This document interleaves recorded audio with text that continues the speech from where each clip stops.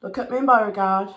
I want you to tell the people what you did for Mummy today. All right? Look at me. Look at me. You weren't ashamed last night, were you? Oh, no, you weren't.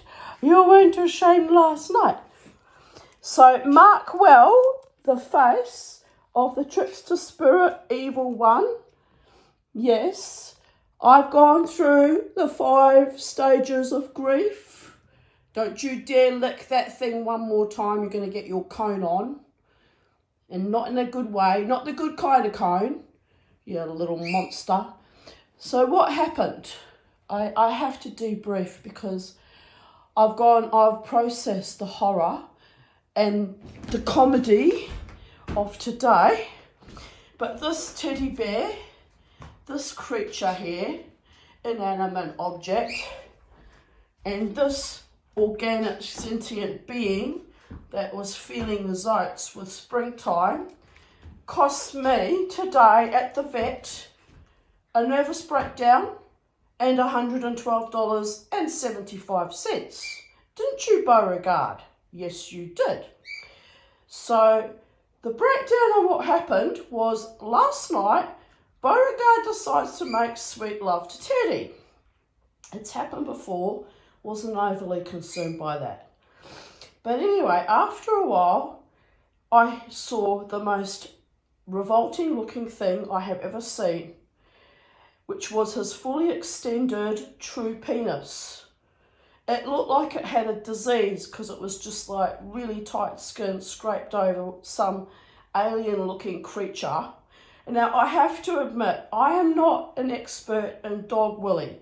So how the hell was I to know?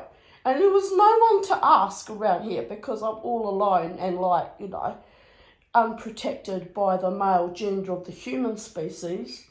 Although thank you for Jared for listening to me and talking me down because I was really distraught like last night and again this morning.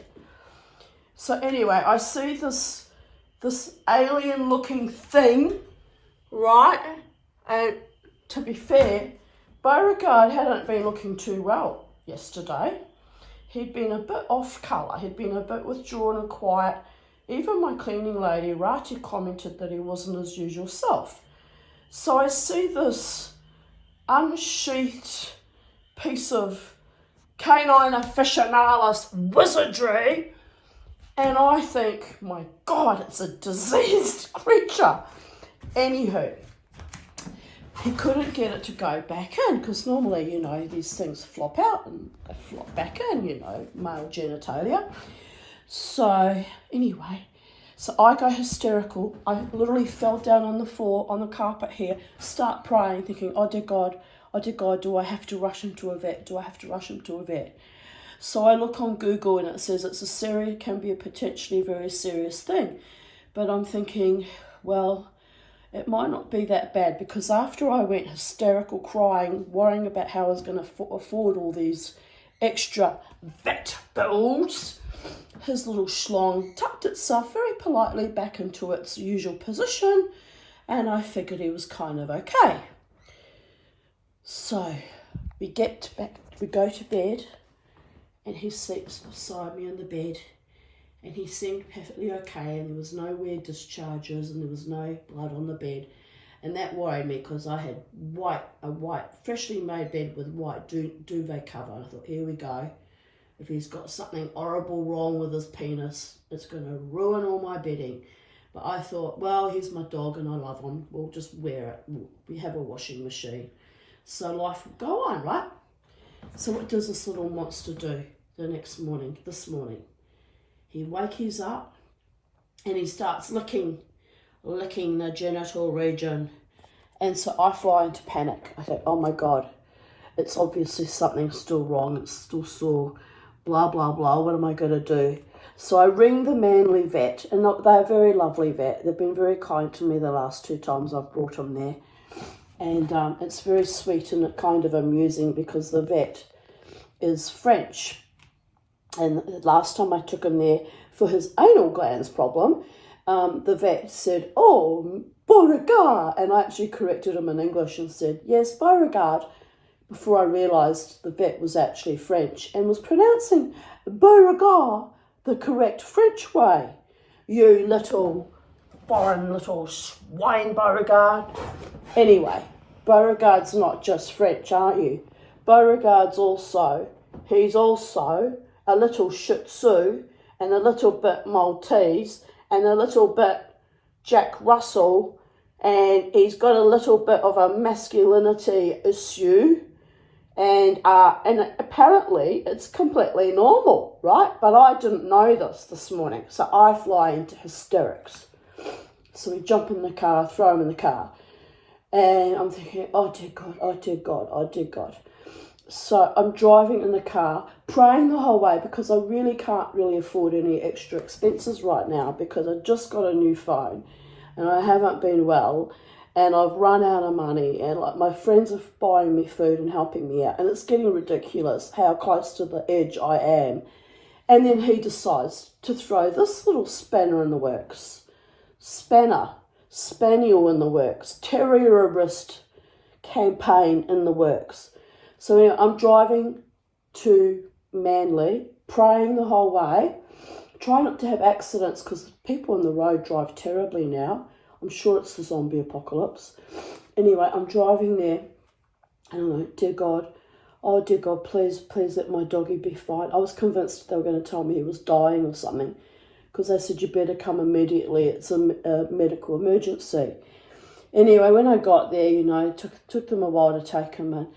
And I said to the lovely vet, I said, look, he gets crazy and aggressive when he's scared and doesn't like being touched much. So we put a muzzle on him and he took him in. Anyway, he brings him back out and he said to me, oh, that thing you saw, did it go back in? Like, did it take a while to go back in? Did it go back in? I went, yeah, it went back in.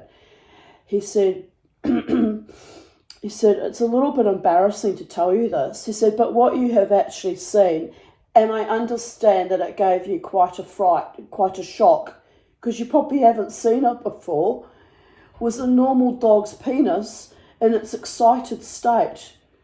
He said, were there two little, swellings, like where his balls used to be, like either side? I went, yes. He said, yes. He got himself excited. Do you have a female dog nearby in heat? I said, no, just his teddy bear. And of course, oh my gosh, everyone's trying not to laugh. And Beauregard's just looking up at me all terrified because he knew he was at the vet, right? And I was hysterical. Anyway, and the vet says to me, well, he said, it's completely normal. He said, but I couldn't do a thorough examination because it took me and two vet nurses to hold him down on the examination table, and he wouldn't let me palpate his tummy to look for further infections. He said, so I'm just assuming that he's perfectly okay because, the penis is back where it's supposed to be. He said, I had a little feel around and there was no discharge and there was no bleeding. No, there wasn't, was there, Beauregard? You just cost me $112.75 just for kicks, baby. Just for teddy bear kicks. So anyway, so I'm flooding with absolute relief that he's not got some dreadful terminal disease or some illness that was going to cost me thousands of dollars and that I'd have to, sell my car or cut my own throat for. And I was thinking, I just can't. I was literally absolutely beside myself. So I said to the vet, oh dear God, all this for a normal penis? He said, yes. I said, but he was licking it at it, and that's what worried me. He said, I'm sending you home with a cone to put around his head to stop him from licking it. And keep him inside and keep him quiet, Beauregard. Keep him quiet. And he said, don't let him near any other dogs for a few days, just in case. And thinking, why is that? They must think it's some kind of STD thing. But anyway, we're okay with that. We're going to keep you home and keep you quiet, Beauregard. $112.75. Do you know what I could have bought with $112.75, Beauregard? I could have had a week's worth of food. I could have paid off enough to pay. I could have... Oh, anyway, never mind. I decided that this little face of terrorist evil is worth every penny because I didn't want him to die, right? I was more frightened of him dying than the fact that he was just being a little terrorist, exposing himself. Yes. So anyway, there's our story. I've reached the point where I'm no longer in shock anymore. I've now decided to be pissed off a little bit about the money. But, you know, the vet explained to me that, yes, although it wasn't an emergency today, we can thank the dog gods for that, Beauregard. It can be because they can get hair caught around the pubis and then that cauterizes and tourniquets it and becomes a medical emergency then. Yes? Yes? Yes. Yeah, you can go. Where's my $112.75 for nothing, Beauregard? For absolutely bloody nothing. Well, not for nothing. The vet had to examine you. Like, would have been gross. Touching your willy and all. You know? You've been more sleazy than most of the men at the casino I danced with on the weekend. Like, dear goddess. It's just inappropriate, Beauregard. I mean, I've been saying that, you know, some of the women there have to keep their panties on. Well, you need to sheath your assets. Gave me a nasty shock. I thought you were dying, stupid dog. So anyway, here is that. So anyway, we get home. Everything's fine. Mama's broke again. But I've reached the part where it's become funny. It's very funny, isn't it? It's very funny. My dog, the sex pest, is a very funny doggy. He's a very funny doggy. We won't take him to Mother. Mother's having a nervous breakdown because of you. It's a very funny doggy. It's all right. You can grow. I'm going to keep you quiet. Nice and quiet, Beauregard. There'll be no more sexuality for a while. No, there'll be none of that. No, you've done your dash.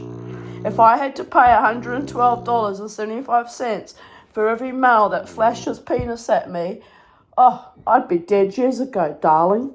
Oh, the things we do for our boys. Our favourite boys. Yes, the things we do for our favourite boys.